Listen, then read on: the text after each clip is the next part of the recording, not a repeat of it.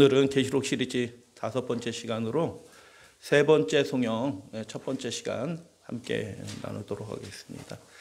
계시록에는 송영이 있어요. 송영. 하나님의 어떠하심을 높여드리는 것이 송영이에요.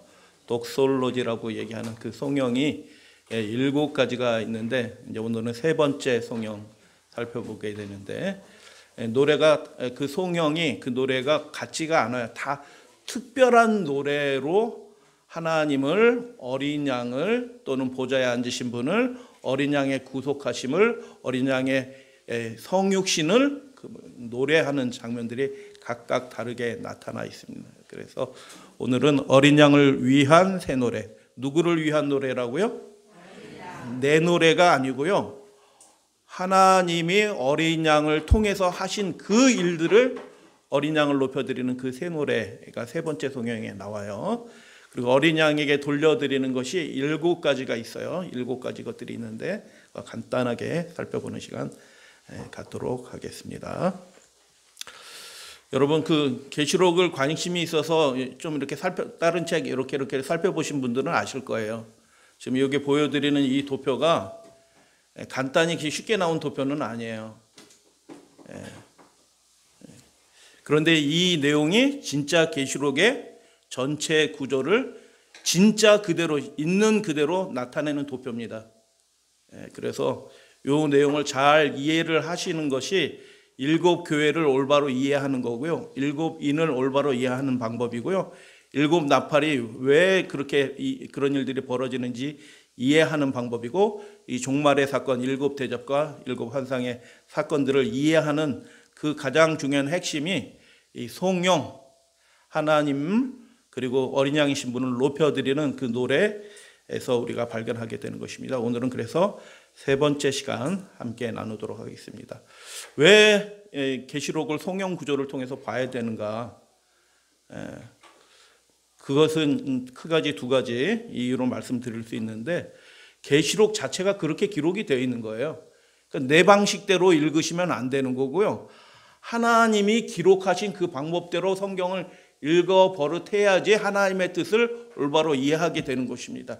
내 주관대로 이렇게 읽으면은 그건 자기 복음이지 하나님의 뜻과 벗어나는 경우도 있고 전혀 핀트가 맞지 않은 경우도 있게 되는 것이죠. 그래서 계시록 자체가 그렇게 기록이 되어 있다라는 것입니다. 두 번째는 뭐냐면 송영은 하나님께 예배드리는 노래이거든요. 그분을 찬양하는 노래거든요. 그분을 높여드리는 노래인 것입니다. 그래서 계시록의 핵심 주제가 무엇이냐 하면 경배인 것입니다. 마땅히 높임을 받으실 분이 높임을 받으셔야 된다라는 것입니다. 하나님이 높임을 받으셔야 되고 할렐루야 아멘. 어린 양이신 분 우리를 위하여 나를 위하여 하나님이신 분이 생명을 아끼지 아니하시고 그 고귀한 생명을 내어주신 그 어린 양이신 분이 우리의 예배의 중심이 되어야 된다는 것입니다. 우리의 삶의 중심이 되어야 된다는 것입니다. 동의하시면 아멘. 우리의 삶의 중심이신 분이 마땅히 우리의 예배의 중심이 되고 경배의 찬양의 중심이 되어야 된다는 것입니다. 그래서 요한계시록을 송영 구조로 살펴봐야 되는 것입니다. 이거 처음 듣는 얘기인데요. 처음 듣는 얘기가 된 게 유감스러운 일입니다. 왜냐하면 성경에 요한계시록이 기록된 지 거의 2000년이 됐는데 그걸 여지까지 모르고 있었다? 그것도 안타까운 일이에요. 근데 많은 성경 연구자들이 계시록에 송영이 있다라는 얘기는 해요. 송영이 있다라는 얘기를 하는데 그게 이렇게 체계적으로 구성되어 있다라는 것을 얘기하는 분들은 또 거의 없어요. 그래서 요약해서 정리해서 말씀을 드리는 거예요. 5가지 것으로 오늘 세 번째 송영을 말씀드리도록 하겠습니다. 첫 번째, 셋째 송영은 특징이 있어요. 다 같은 노래가 아니라는 것입니다. 셋째 송영에 등장하는 존재가 오늘 기도해 주신 장로님의 기도 가운데서 나타나요. 네 생물이 찬양해요. 24장로들이 찬양해요. 근데 셋째 송영에는 천천만만의 천사들이 등장합니다. 함께 찬양합니다. 그리고 거기서 끝나는 것이 아니라 모든 피조물들이 여러분 저 꽃들이 입이 달렸어요? 아니에요.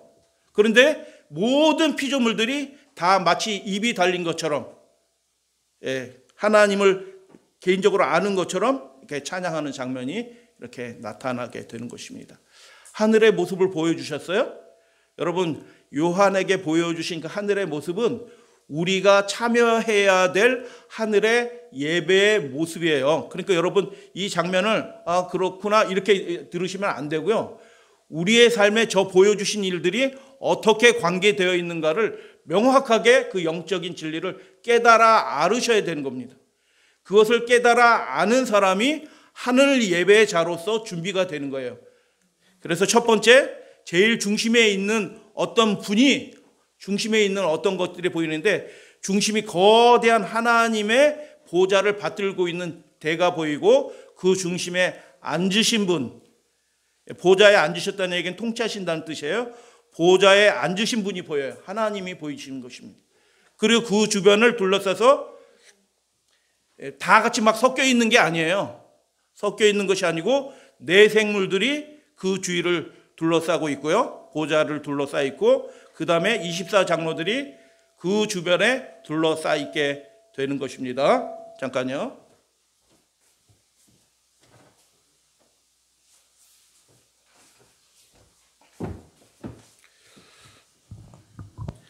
그 다음에 그 24장로들 주위에 천천만만의 천사들. 천사들의 숫자가 얼만큼 많다고요? 천 곱하기 천 곱하기 만 곱하기 만 하면 몇이에요? 계산이 안 되실 거예요. 가장 큰 수가, 히브리 사람들에게 가장 큰 수가 만이에요. 만 단위. 근데 만의 만이야. 근데 거기서 끝나는 게 아니고 천의 천이 또 더해져 있어요. 곱해져 있어요. 그러니까 어마어마한, 셀 수 없는 존재들이 하나님의 보좌를 중심으로 하나님을 향하여 예배 드리고 있는 것입니다. 여러분, 이 안식일에 하늘에서도 예배 드리고 있는 거 아시나요? 그 존재들이 하나님의 보좌를 향하여 엎드려 하나님을 이 시간에 예배하고 있는 것입니다. 그리고 그 주변에 세 번째, 천천만만의 천사들, 네 번째, 모든 피조물들이 있다라는 것입니다. 여러분, 양궁할 때 어디에 맞춰야지 금메달 따요? 그 골든 관역에, 그 관역에 맞춰야지 금메달 따는 거예요. 우리의 삶에도 중심이 있어야지 구원받는 사람이 되는 거예요. 우리의 삶에 중심이 있어야지, 우리의 예배, 우리의 삶에 중심이 있어야 되는데, 우리의 삶의 중심이 되시는 분이 누구예요? 하나님이셔야 된다는 것입니다. 그냥 막연한 하나님이 아니라 보좌에 앉으신 하나님, 그분이 통치하시는 거예요. 그분이 통치하시는 그 사람이 되어야지 그 사람이 하늘에 적합한 사람으로 준비가 되는 것입니다. 하나님이 보좌에 앉아서 통치한다는 얘기가 뭐예요? 그분이 말씀하시면, 우리의 삶의 중심이 그거예요. 그분이 말씀하시면 그분의 말씀이 우리의 삶을 통해서 이루어지는 거예요. 그 이루어지는 사람이 그 마음의 중심에, 심령에 하나님의 보좌를, 하나님을 모시고 살아가는 사람이 그런 사람이에요. 말씀이, 다시 말씀드려요, 하나님이 중심이라는 게 무슨 뜻이라고요? 하나님의 말씀이 우리의 삶에 이루어져요. 그런 사람이 하나님이 우리의 인생의 중심이 되어서 섬기고 하나님을 예배하는 자로 인정받는다는 거예요. 하나님이 먹지 말라라고 했는데 나는 이거 먹고 싶어 해서 먹는 사람은 하나님이 중심이 아니에요. 자기가 중심이지. 하나님이 이날 예배 드리라 했는데 이날 예배 드려야 되는데 다른 일들이 많아서 그냥 일이 생기면 무조건 그걸로 가. 일이 없을 때는 교회는 오는데 일이 생기면 무조건 그걸로 가서 자기 일을 해. 그러면 그분은 하나님이 중심이 아닌 겁니다. 보좌에 앉으셨다는 얘기는 그 얘기예요. 그분의 명령이, 그분의 말씀이 절대적인 권위를 가진 사람이 하나님이 중심이 되신 분이에요. 그들이 예배합니다. 이게 무슨 뜻이에요? 그들의 네 생물과 24장로들과 천천만만의 천사들과 모든 피조물들이, 그들이 다 누구의 명령에 복종한다, 순종한다는 뜻이에요? 하나님의 명령에 순종하고 있다는 그런 뜻이에요. 이 지구성에 있는 이 우주의 막내둥이도 이제 하나님의 명령에 온전히 순종하는 사람들이 준비돼서 그 하늘 찬양대 앞으로 할렐루야, 아멘. 우리가 함께 참여하게 될 것이다. 지금은 영적으로 하늘과 연결돼서 영으로 연결돼서 예배드리지만 이제 머지않아 곧 주님께서 오실 때 우리를 데리고 가셔서 그 하늘 보좌, 하나님을 얼굴과 얼굴을 대면하여 보는 것을 보면서 우리가 그 보좌를 향하여 우리도 함께 예배에 참여할 것이다 라는 것을 계시록이, 오늘 내용에는 그건 안 들어가 있어요. 근데 계시록의 뒷부분에 이제 찬양을 보면 그 장면도 보여져요. 그래서 여러분, 우리가 이왕 하나님을 믿게 됐는데 하나님이 우리의 삶의 중심이 되기를 원합니다. 그분의 명령이, 그분의 말씀이 우리의 삶의 최고의 원칙이 되기를 원합니다. 내 기분대로, 내 감정대로, 내 생각대로 살아가는 사람이 아니라 하나님의 뜻이 우리의 삶에 그대로 이루어지기를 원합니다. 그래서 이 장면, 5장의 장면인데 이 장면을 보여주신 이유가 뭘까? 하나님이 우리의 삶의 중심이 되셔야 된다라는 것입니다. 그래서 셋째 성령의 특징 5가지 것을 말씀을 드리는데, 제가 이 말씀을 위해서 이제 외국 서적도 봐요. 제가 쭉 뭐 이것저것 다 살펴보고 뭐 이렇게 하는데 헷갈리신 분들이 많이 계셔요. 연구자들도. 왜냐하면 이 구조를 모르면 이 5장의 내용을 막 섞어서 무슨 뜻인지 모르고도 막 이렇게 설명을 해놓은 수많은 책들을 제가 보게 됩니다. 우리나라에서 연구자, 계시록 연구자들도 해놓은 책들도 보면 뭐 경계가 없어요. 막 헷갈려 있어요. 근데 이 셋째 성령의 이 5장 장면을 제가 말씀을 드리는데, 설명을 드리면 왜 그런지 잠깐 이해를 하실 수 있어요. 첫 번째는 힘 있는, 힘센 천사가 7인의 단락을 이끌어요. 아까 그 7교회 7인 그 앞을 인도하는 천상의 존재가 나타나는데, 7교회는 제사장이신 예수님이 등장해서, 천상의 예수님이 등장하면서 7교회를 인도하는데, 7인을 인도하는 존재가 나타나는데, 천상의 존재가 나타나는데 힘센 천사가 등장합니다. 다른 장면이라는 뜻이에요. 이미 상황이 바뀌어졌어요. 두 번째 뭐냐면, 초점이 4장은 보좌에 앉으신 하나님이 초점이었는데 5장에서 내용은 연속이 아니에요. 많은 분들이 그걸 연속으로 그냥 이해하고 그냥 4장 5장 하나님을 찬양, 보좌에 앉으신 게 하나님, 어린 양 찬양 이렇게 하는데 내용과 성격이 완전히 달라지는 것입니다. 초점이 확 이동하는데, 세 번째 성령은 어디에 초점을 맞추냐면 그 7인, 두루마리에 7인이 쳐져 있는데 아무나 못 읽어요. 그 합당한 사람만 그 인을 떠서 읽을 수 있는데, 그 두루마리에 7인이 떠져 있는데 몇 개인이 쳐져 있다고요? 아무나 들여다볼 수 없는 거예요. 그 특별한 문서를.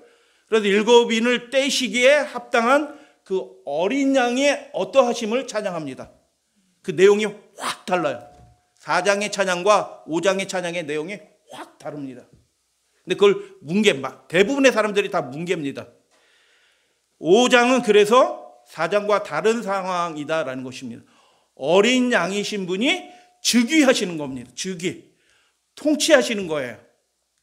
네 번째는 그 찬양이 그냥 하나님을 향하여 드리는 찬양으로 끝나는 것이 아니라 온 피조물, 우주에 있는 온 피조물까지 그 찬양이 확장이 되는 것입니다.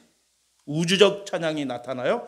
성격이 다릅니다. 5번째, 여러분 계시록의 새 노래라는 표현이 몇 번 나와요. 계시록에서 새 노래. 왜 새 노래로 찬양을 할까요?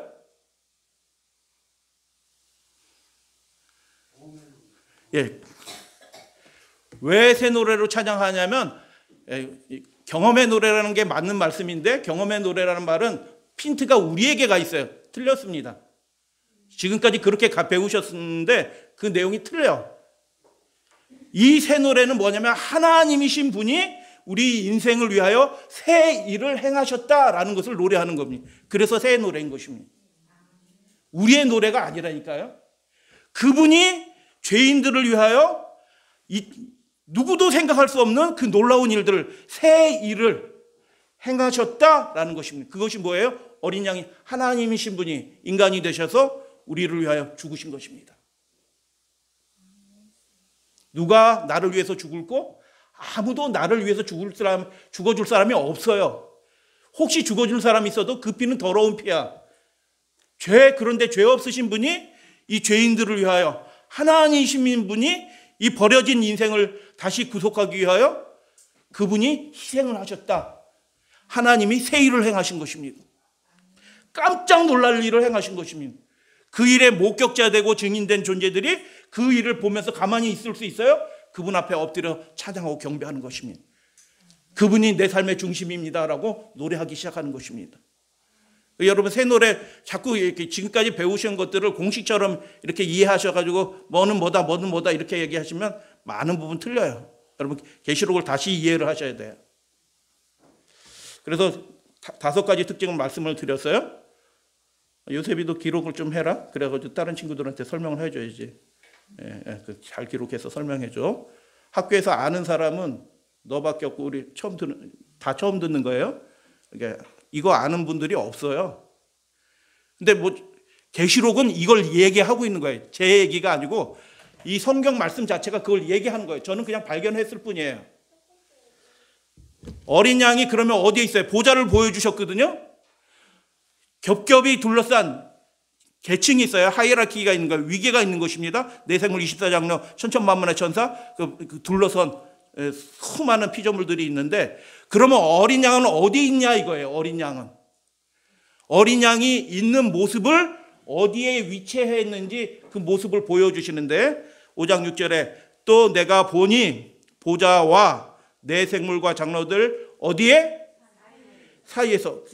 이게 한국말, 이게 요한은 딱 봤는데 이게 글씨로 읽으면 보좌와 내 생물과 장로들 사이에 한 어린 양이 서 있는데, 그럼 어디 있는 거예요? 보좌 앞에 있는 거예요? 내 생물과 장로들 사이에 있는 거예요? 섞여 있는 거예요? 헷갈릴 수도 있잖아요. 어린 양이 어디 있다고요? 보좌와 내 생물과 장로들 그 사이에 있는 거예요. 하나님과 모든 다른 존재들 그 사이에, 그러니까 보좌 옆에, 보좌 앞에 있다라는 그런 뜻이에요. 이게 무슨 뜻일까? 함께 살펴보도록 하겠습니다. 그래서 이 장면을 좀 확대시켜서 보면 보좌와 내 생물과 장로들과 그 사이에 어린 양이 있는 것입니다. 어린 양이 찬양 받으시는 위치로 그분이 높여지는 것입니다. 보좌 옆에 있다라는 것입니다. 보좌 앞에 있다라는 것입니다. 죽임을 당하신 분이, 원래 누가 죽었어야 돼요? 하나님을 반역하고 죄를 밥 먹듯이 지은, 죄를 사랑한 이 죄인이 죽었어야 되는데, 그 죄를 사랑한 죄인이 죽은 것이 아니라 아무런 죄가 없으신 분이, 높임을 받으셔야 될 분이 대신하여 죽임을 당하셨습니다. 그리고 다니엘서 9장 24절에 우리가 배웠어요. 다니엘 9장 24절에 몇 가지 예언이 있다고요? 6가지 예언이 있어요. 여러분 안 배우시면 손해입니다. 성경이 다 그렇게 하나님의 모든 말씀이 그걸 중심으로 다 움직이는데, 그거 모르고 성경 아무리 묵상해도 소용이 없어요. 거의 사실 하나님의 뜻이 안 발견되죠. 잘 정확하게 알고 배우시면 이 성경 말씀이 다 그 핵심적인 부분에서 연결되고 있다는 것을 아시게 될 거예요. 보좌 앞은 어디에? 성경에서 보좌 앞은 하나님 앞, 지성소, 하나님의 보좌 앞, 하늘 성소, 하늘 성소를 나타내는 것입니다. 죽임을 당한 양이 하늘 성소, 그 하나님 보좌 앞에 있다라는 것입니다. 그래서 9장 24절 지극히 거룩한 곳이 기름 부음 받으리라라고 얘기했는데, 이것이 무슨 뜻이에요? 죽임을 당하신 어린 양이, 온전한 속죄의 희생이 되신 어린 양이, 우리가 우리 자신을 죽여서 하나님 앞에 드린 게 아니고 죄 없으신 분이 온전한 속죄의 희생을 드려주셨습니다. 할렐루야, 아멘. 돈으로 살 수 없어요. 근데 그분이 자원하셔서 온전한 속죄 희생이 되어주시고, 하늘 대제사장이 되셔서 하늘 성소, 하나님의 심판의 일, 하나님의 구속의 일들이 진행되는 곳이 하나님의 보좌 앞이에요. 하나님의 보좌 또는 옆, 그런 것입니다. 그것이 성소용어로 얘기하면 하늘 성소라는 것입니다. 그래서 이 말은 무슨 뜻이냐면, 어린 양이신 예수 그리스도께서 죽으시고 마귀를 이기시고 승천하심으로 인해서 이 우주 역사 가운데 결정적인 변화가 생겨났다라는 것입니다. 그게 12장에서 그 결정적인 변화가 무엇인지 5번째 성경에서 다시 나타나요. 그 결정적인 변화가 뭐예요? 마귀가 하늘에서 다시 있을 곳을 얻지 못하여 쫓겨나는 것입니다. 그분이 쫓아내신 것입니다. 그리고 최종적인 구원의 계획이 하늘 성소가 대제사장이신 분이 글로 들어가셨으니까 어떻게 해요? 여러분, 예배자가 등단을 했어요. 그게 무슨 뜻이에요? 기도자, 인도자, 설교자가 등단했어요. 그게 무슨 뜻이에요? 예배가 시작이 됐다는 뜻이에요. 하늘 성소에 대제사장이신 예수님이 들어가셨어요. 그게 무슨 뜻이에요? 하늘 성소 봉사, 그 하늘 제사가 작동이 되기 시작하였다라는 거예요. 성소는 지상 성소도 마찬가지고 하늘 성소도 마찬가지예요. 성소는 무엇 하는 곳이에요? 네. 죄를 해결하는 곳이에요. 죄를 없애기 위한 하나님의 통치하심과 역사하심이 작동하는 곳이에요. 네, 워룸이에요. 작전본부예요. 그러므로 여러분, 하늘 성소가 작동되기 시작했다는 것은 뭐냐면 마귀가 그 권세를 결정적으로 잃어버렸고 이제 하나님의 백성들 사람들 가운데서 그 죄의 문제를 완전히 해결되는 결정적인 일들을 하나님께서 이제 다 이루시고 죄를 없이 하실 것이다 라는 약속의 말씀인 것입니다. 그래서 5장에서 새 노래로 찬양하는 이유가 뭐예요? 이제 하나님이 죄를 끝내실 것이다 라는 것입니다. 그래서 회개할 자 빨리 회개해라. 바벨론에서 빨리 나올 자 빨리 나오라. 이렇게 얘기하는 것입니다. 해결되지 못한 불순종의 문제 있으면 그 뜨뜻미지근한 상태라 가지고 천국 못 가는 거예요. 그 상태로는 천국 못 가. 그러니까 열심을 가져라. 순결한 믿음을 가져라. 죽도록 충성하라. 하늘 성도가 작동되기 시작했다. 이제 마지막이 다가오고 있다. 하나님께서 죄를 끝내실 것이다. 죄를 끝내신다는 이야기는 우리에게는 무엇을 의미하냐면 우리의 삶이 실질적으로 거룩해지는 하나님의 성령의 역사를 경험하게 될 것이다. 예수님이 죄를 이기신 것처럼 우리도 그 죄를 이기게 될 것이다 라는 약속의 말씀이기도 해요. 할렐루야 아멘. 죄를 없애실 것입니다. 그래서 죄와 분리되셔야 돼요. 하나님의 말씀하시는데 자꾸 불순종하면은 그 죄가 멸망할 때, 마귀가 멸망할 때 그 마귀와 함께 같이 멸망하는 거예요. 여러분 하나님의 뜻인데도 안일하게 생각해서 자꾸 불순종하시는 분들은 빨리 회개하셔야 돼. 늦으면 늦을수록 손해인 것입니다.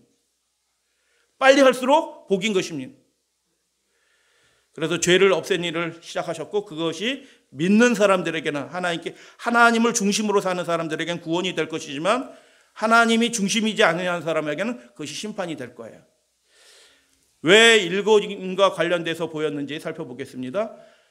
요한이 들었어요. 먼저 유다 지파의 사자 예수님의 모습을 설명하는데 먼저 듣는 거예요. 그 다음에 보여져요. 여러분 이거는 똑같아요. 우리의 개인적인 영적 생활에서도 똑같아요. 하나님의 말씀을 자꾸 듣다 보면 보입니다. 하나님의 모습이 꿈을 통해서든 보이든지 환상을 통해서 보이든지 하나님의 어떠하심을 보게 돼요. 보여주십니다. 요한만 대표로 본 게 아니고 실제로 우리도 하나님의 모습을 하나님의 어떠하심을 보게 돼요. 보여주신다니까요. 그러니까 그러기 위해서 우리가 제일 먼저 해야 될 게 뭐예요? 들어야 되는 거예요. 지금 안 듣는 분 한 분 계시네.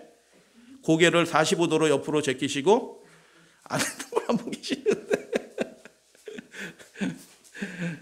자꾸 이렇게 듣다 보면요 그 하나님의 생명의 말씀이 우리 무의식까지 다 내려가가지고요 그 무의식은 꿈의 작용이라고 하잖아요. 꿈으로 나타나거든요. 근데 그 말씀이 하나님의 영이 우리 무의식까지 내려가서 우리가 꿈을 통해서 또는 기도하는 가운데 하나님의 어떠한 모습이 보이기 시작해요. 이 계시록이 그냥 막연한 예언의 말씀이 아니라니까요. 유다 지파의 소리를 먼저 듣는데 유다 지파의 사자, 사자가 무서워요? 토끼가 무서워요? 사자가 무서워요. 사자하고 곰하고 이렇게 비교하면 좀 안 되겠다. 곰도 세니까. 하여튼 사자가 짐승의 왕이에요. 유다 지파의 사자가 이겼다. 다윗의 뿌리가 이겼다. 다윗의 뿌리가 이겼다는 얘기가 무슨 뜻이에요? 다윗을 왕으로 세우신 그 뿌리, 왕으로 세우신 그 분이 이기셨다. 다윗을 왕으로 세우신 분이 누구셔요? 하나님이셔요. 예수님이셔요. 유다 지파의 사자 다윗의 뿌리가 이겼다라는 소리를 들어요. 그러니까 울지 말라라는 겁니다. 여러분 사업 망하니까 마음이 아프신 분들도 있을 수 있어요. 사업 망하면 멀쩡하겠어요. 눈물 나지.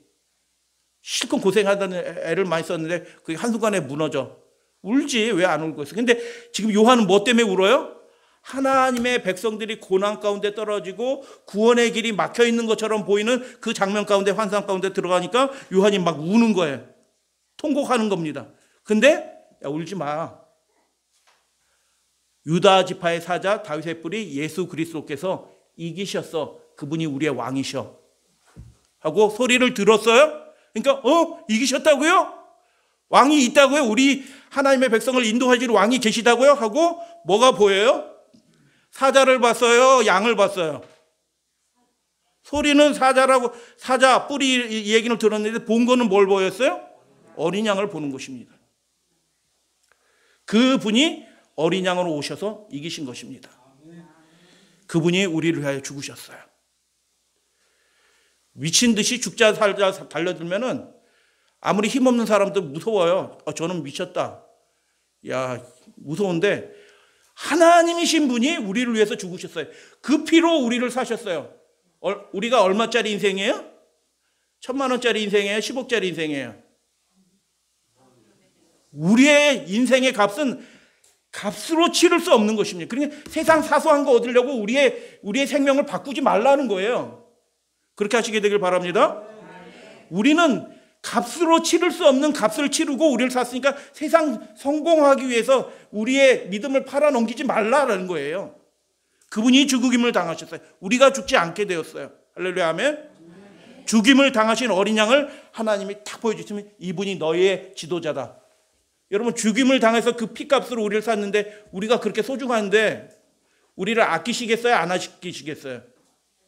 아끼시죠 당연히. 연약해서 실수도 하고 범죄도 해요. 하나님 예수님을 믿는데도. 그럼 그 상태로 그대로 두겠어요? 아니면 회개시켜서 그를 온전하게 준비하시겠어요? 대답들을 하셔요. 회개시키시겠어요? 아니면 그대로 놓으면서 그냥 믿었으니까 내가 데려갈게 이렇게 하시겠어요? 회개시켜서 준비시키는 겁니다. 그래서 왜 그러면 7인을 두루마리인을 떼는 장면에서 어린 양이 보여주셨는가? 유다 지파의 왕이시다. 예언되신 그분이 이 땅에 오셨고 승리하셨다. 그분이 역사의 주관자이시다. 혹시 교회가 성도들의 가정이 환난과 핍박이 이루어진다고 하면 그거는 왕이신 그분이 허락하신 거다. 하나님 왜 내게 이런 일이 벌어져요? 이렇게 하시지 마시고 하나님 이 일을 통해서 하나님의 뜻이 이루어지길 바랍니다라고 그렇게 하나님을 높여드리시게 되길 바랍니다. 허락하신 거기 때문에 내게 당한 거예요. 그 일이. 나는 왜 이렇게 나를 돕는 사람은 없고 내 주변엔 사기꾼들만 있냐. 하나님이 허락하신 거예요. 뭔가 내 삶에 해결돼야 될 문제들이 있으니까 하도록 그렇게 하신 거예요. 이 말은 무슨 뜻이에요? 그 보좌에 앉으신 분이 그 두루마리를 받으신 그분이 왕이 두루마리를 받아요. 실제로 죽이시갈 때 두루마리를 받으신 그 왕이 우리의 인생을 책임지신다라는 것입니다. 그리고 계시록 맨 뒷부분으로 보면 그분이 다시 오셔요. 19장에 보면 그 어린 양이신 분이 다시 오셔요. 오시는데 올 때도 양이 어떻게 울죠? 매 우나요? 염소 같네? 양이 매 하고 어린 양이신 분이 이렇게 승천하실 때 그 육신의 모습을 가지고 그렇게 오시잖아요. 19장에 보세요. 그분이 오시는데 흰말을 타고 수많은 천사들이 또 말을 타고 흰말을 타고 그분의 다리에 또는 그 말의 다리에 이름이 써져 있는데 만왕의 왕 만주의 주로 오시는 것입니다. 악의 세력을 영원히 끝내시기 위해서 오시는 것입니다. 그래서 어린 양으로 보이셨다라고 했는데 유다 지파의 사자다, 다윗의 뿌리다라는 얘기의 말이 무슨 뜻이에요? 그분이 만왕의 왕, 만주의 주시다. 우리가 환난 당해도 걱정하지 마라. 혹시 어떤 나쁜 놈이 우리를 어렵게 해가지고 우리에게 손해를 끼치고 피해를 줬다. 그거 가지고 인생 끝난 것처럼 그렇게 울지 절망하지 마라. 하나님이 하실 일 다 하고 계신다. 그리고 왕이신 분이 오시는데 어떻게 해요? 준비해야 돼, 안 해요? 여러분 집에 누구 방문한다는데 누가 온다고 하면은 요셉이가 친구들 데려온다면 우리 집에 청소할까요, 안 할까요? 요셉이가 친구 데려온다고 해도 청소해요. 야, 그런데 왕이신 분이 오시는데 청소할까요, 안 할까요? 죄를 버리셔야 됩니다. 온전하게 되셔야 됩니다. 거리낌이 없어야 되는 것입니다. 그 얘기를 나타내는 것입니다. 그래서 계시록에서 어린 양이 5장 부분에 서론 부분에서 나타나는 것 외에 다른 모든 부분들은 종말적인 부분에 나타내. 그분이 이 마지막 시대에 역사하실 것이다라는 거예요. 어린 양 행하면은 뭐 이제 요한복음에도 나오고 구약 제사제도 해서 글로 넘어가시지 마시고 계시록에 살펴보는 원칙이 뭐라고요? 계시록에서 먼저 다 살펴보고 넘어가시라는 거예요. 어린 양에서 어린 양 구약에 어린 양 많이 나와요. 요한복음에도 많이 나와요. 그걸로 넘어가시면 안 돼요. 그런데 계시록에서 먼저 충분히 살펴보고 어린 양이 이런 이미지구나, 이런 모습이구나라는 것을 딱 하고 보충적으로 이렇게 살펴보는 거예요. 그분이 역사에 종말 부분에 어린 양이 계속 찬양을 받으시고 높임을 받아요. 이게 무슨 뜻이에요? 이 마지막 시대에 그분이 당신의 백성을 위해서 일하시는 것입니다. 할렐루야, 아멘. 마귀가 용이 우는 사자와 같이 직접 자기가 등장해가지고 하나님의 계명을 지키고 예수 믿음을 지키는 사람들을 핍박하고 어렵게 할 거예요. 그런데 그 과정 속에서 하나님의 백성이 위대한 승리를 경험해요. 누가 이기신 거예요? 어린 양, 우리의 군대의 장관이신 어린 양이신 예수 그리스도께서 이기신다라는 것입니다. 믿으시면 아멘. 그래서 역사의 종결자입니다. 어린 양이 승리의 비밀이다라는 것입니다. 그래서 계시록의 안에서 먼저 살펴보시는 게 이게 제일 원칙이에요. 한번 보여드릴 테니까 한번 보세요. 보좌 앞에 서 있는 모습으로 나타나요. 그분이 통치하시는 겁니다. 7뿔과 7눈이 있어요. 이게 무슨 뜻이에요? 7뿔, 완전한 권세를 가지고 계신 분이에요. 그러니까 그분이 허락하신 일들은 우리 개인에게 특별한 목적이 있어서 허락하신 거예요. 7 권세와 7 눈, 모든 것을 다 아시고 모든 것을 통치하시는 분이에요. 어린 양이신 분이. 인을 떼시는 거예요. 역사를 끝내실 분이셔요. 우리의 구원의 모든 일들은 다 그분이 가져오신 구원이에요. 그래서 그분을 찬양하는 것입니다. 셋째 성령이고요.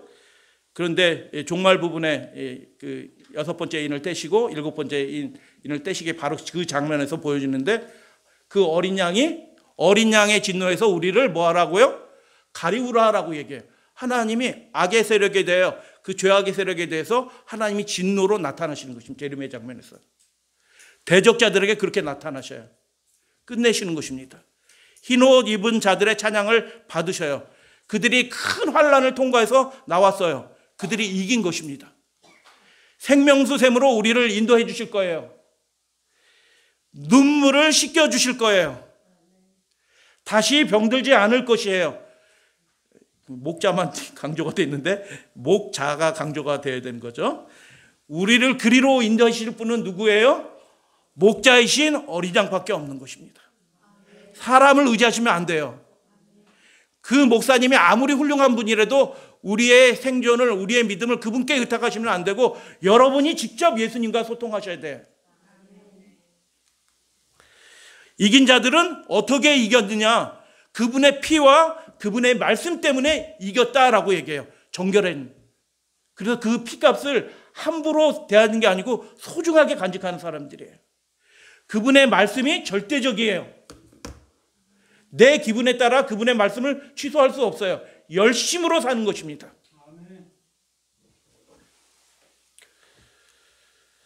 이긴 자들이 기록된 생명책의 주인이신 누구예요? 출석부 부르는 거예요. 요셉, 그럼 구원 받은 거예요.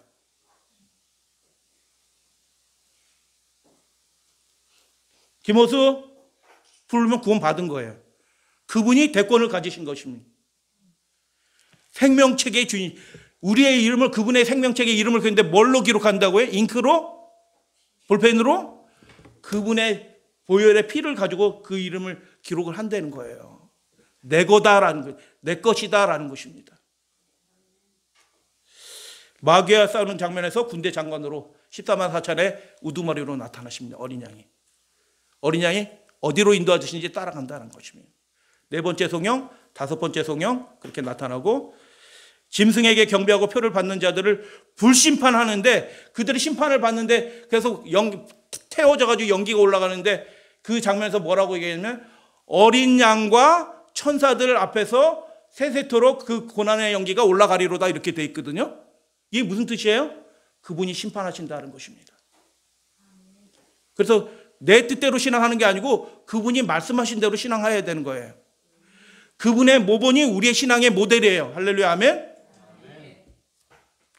그래서 심판하시는 장면에서 나타나고요.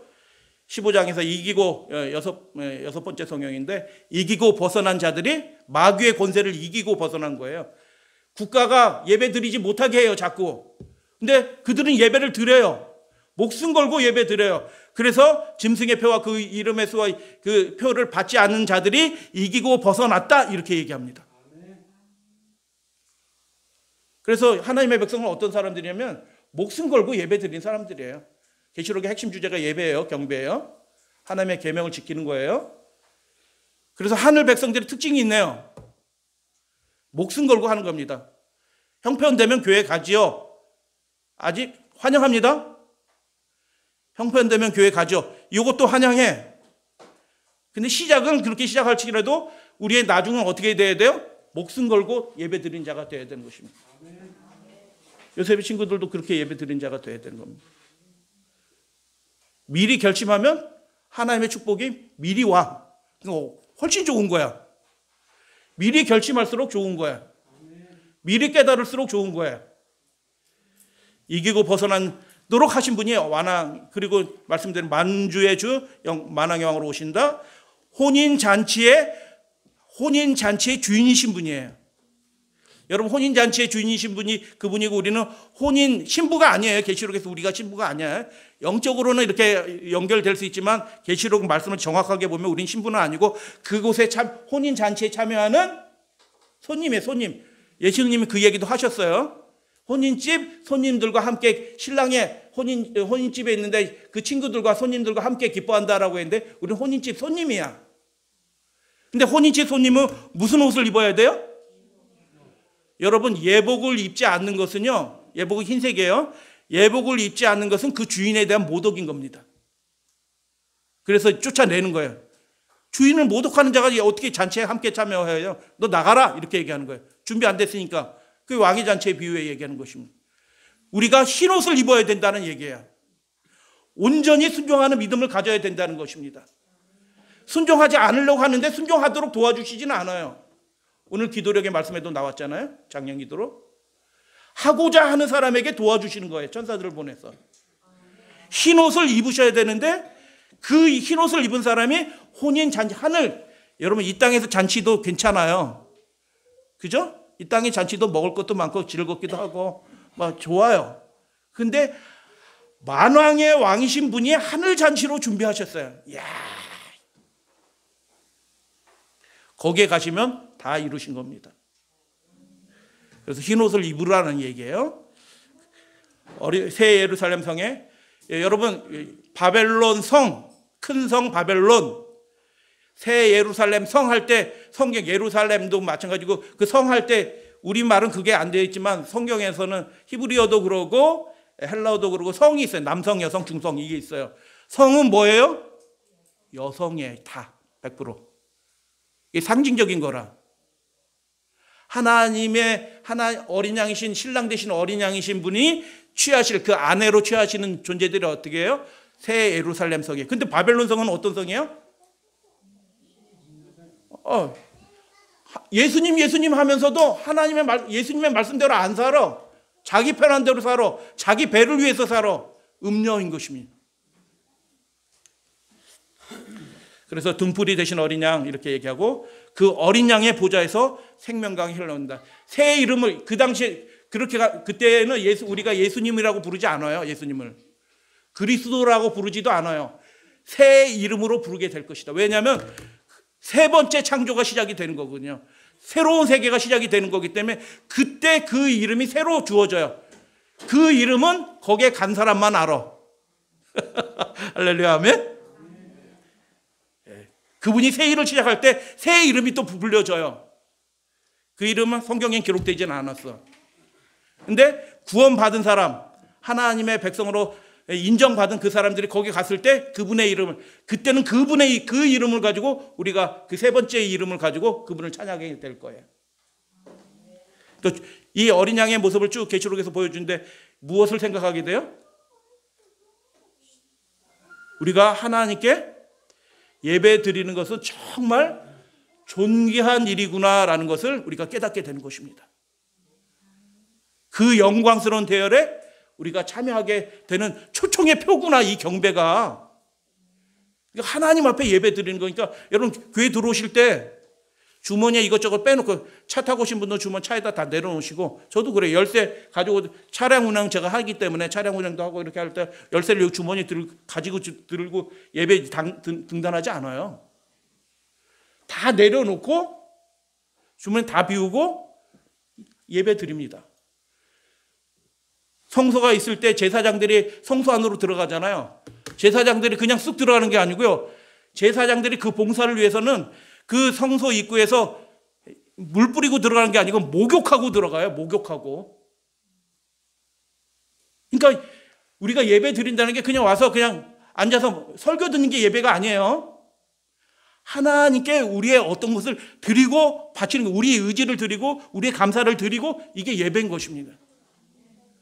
그렇기 때문에 우리의 삶이 예배를 중심으로, 하나님을 중심으로 이루어져야 될 필요가 있다라고 계시록은 그렇게 말하는 것입니다. 그 어린 양이 우리의 삶의 중심이 될 때, 예배의 중심이 될 때 우리가 이기게 된다라는 것입니다. 6번째 성령, 7번째 성령, 7 환상 부분에 그렇게 나타납니다. 아, 이게 무슨 소리야? 처음 듣는 얘기인데 6번째 성령, 7번째, 7 환상은 또 뭐야? 안식일 오후에 우리가 하실 분들은 다 아셔요. 이거 계시록의 이 내용들을 1장부터 22장까지 다 암송했어요. 그래서 어린 양이 주관자이십니다. 그분이 우리를 이기게 해주시는 보호자이십니다. 그리고 악을 소멸하는 심판자이시다라는 것을 보여주십니다. 승리에 참여하는 비밀을 잠깐 알려드릴게요. 그럼 우리가 어떻게 하면 그 어린 양의 승리, 어린 양이 어떻게 승리하셨어요? 죽음으로 승리하신 겁니다. 그래서 로마서 6장에 보면 바울 신학의 결론 부분이에요. 사실은 우리가 그리스도와 합하여 죽었다라는 것입니다. 그리고 그리스도와 합하여 다시 살 것이다, 부활하였다라는 것. 합쳐진다는 게 무슨 뜻이에요? 내 생각 따로 있으면 합쳐지지 않아요. 내 생각이 완전히 없어지고 그분 앞에 굴복이 될 때 합쳐지는 겁니다. 물과 기름이 합쳐지던가요? 안 합쳐. 왜요? 성격이 달라. 성향이 달라. 그러니까 아무리 갖다 끌어넣어서 뭉쳐놔도 합쳐지지 않아. 그리스도와 합쳐졌다는 얘기가 무슨 뜻이에요? 내가 죽고 내 안에 예수 그리스도만 산다라는 것입니다. 합쳐지는 겁니다. 내가 죽고 그래서 내 안에 누구만 살아요? 예수님만 살게 됐다라는 것입니다. 그런 사람이 하늘에 합당한 존재로 준비가 되는 것입니다. 예수님이, 이건 바울 얘기고 예수님이 직접 말씀하셨어요. 다 같이 봉독합니다. 목소리를 딱 맞춰서 누구든지 시작. 누구든지 제 목숨을 구원하고자 하면 잃을 것이요, 누구든지 나를 위하여 제 목숨을 잃으면 찾게 될 것이다. 할렐루야, 아멘.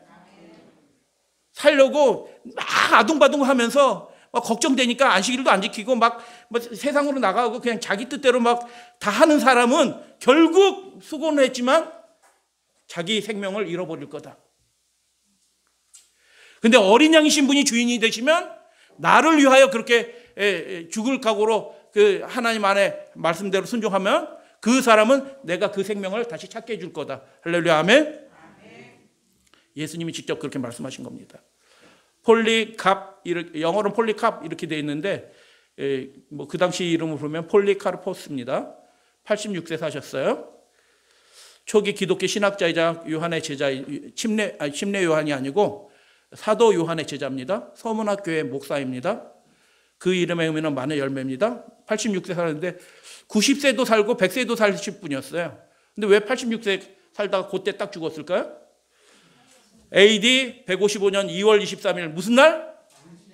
안식일에 어떤 고문을 받은 종이 야 폴리가 어디 있어? 고문당하니까 그 젊은 사람이 저기 있어야 하고 예배 드리는 곳을 안내해 줘가지고 안식일 날 예배 드리다 잡혀가가지고 이제 순교하게 된 겁니다.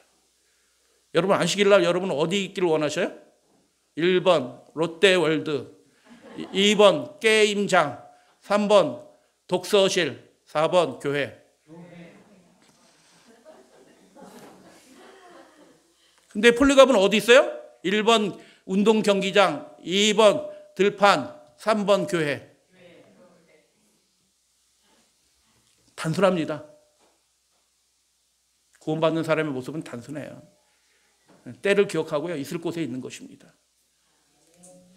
그래서 잡혀가고 총독이 회유를 하는데 총독 말을 거부해. 기분 좋아요? 안 좋아요? 총독이 자기의 관대함을 나타내기 위해서 로마의 문명의 특징이 뭐냐면 관대함이에요. 그래서 유대인 니네 신도 요 만신전 판테온에 모셔라. 관대한 거예요. 로마 사람들은 관대해. 그런데 살려고 제안을 했는데도 완고하게 거절하니까 그 관대함이 어떻게 해요? 탁 빡쳐가지고 저 자식 봐라. 내 총독이 내 관대함을 드러내는데도 저놈이 그래가지고 어떻게 해요? 저 무신론자를, 왜 무신론자인지는 설명 안 드려요. 저 무신론자를 화형에 처해서 죽는데 그냥 죽어도 안 되겠다. 좀 지글지글 발끝에서부터 조금씩 타가지고 완전히 정신 나갈 정도로 태워가지고 죽여라. 끄슬려서 죽여라. 그래서 경기장 많은 사람들이 보는 앞에서 화형을 당하게 됩니다. 근데 그가 회유를 자꾸 하는데 뭐라고 얘기했다고요? 우리에게는 악한 것을 택하기 위해서 선한 것을, 하나님의 뜻을 회개하는 방법이 없어. 하나님의 뜻을 양보하는 일은 우리에게 있을 수도 없습니다. 라고 얘기하고 불에 타서 묶으려고 그러니까 묶지 마. 나 발버둥 안 칠 거야. 걱정하지 마. 묶지 마. 하고 불에 타면서 그가 86세의 일기를 하나님의 이름을 찬양하면서 어린 양을 찬양하면서 그 인생이 맞춰집니다. 여러분도 그렇게 되시길 바랍니다. 돌아가실 때 아유 아프다. 아유 아파. 아이고 야 니네들끼리 싸우지 말고 재산분할 잘하고 이런 거 얘기하지 마시고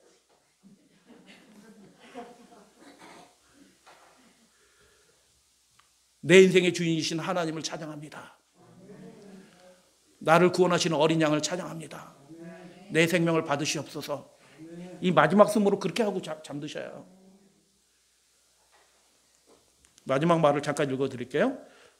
우리는 예수 그리스도를 통하여 천사와 권세 앞에 모든 피조물과 그리고 당신 앞에 기거하는 이에 온 가족의 하나님이신, 오늘 5장 읽었잖아요. 모든 존재들의 아버지신 하나님이에요. 온 가족의 아버지신 하나님에 대한 온전한 지식을 예수님을 통해서 얻게 된 것입니다.